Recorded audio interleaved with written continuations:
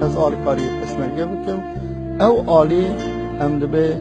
ضرر و زیان او تیسر پشمرگه میکیم بکم شبا او از شغل دکم یکی خوب بخشی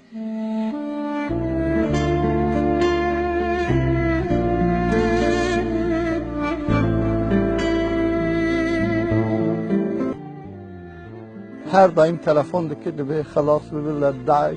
از های هر دایم دبیم شغل مثل خلاص بکم تمامه او دبه شما نالن ورا بزبي الله والله دخوازه خواسته که وان هیا لولی ام دبیم ولد فارزی هر گاهی گره که مرا وقت ولد فارز به مرا گره که جوا ولد خواه وقت پیوستی به گره که جان خو بده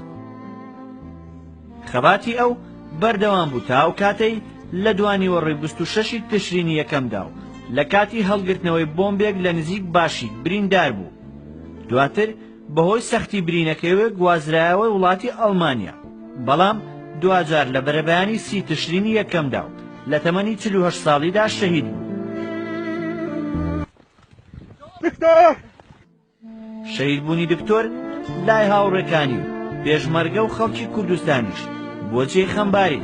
چونکە ئیدی ئەستەمە کوردستان ڕۆڵێکی دەستکەوێ کە وەک دکتۆر سلێمان چارەی هەموو دەردەکانی پێبێت.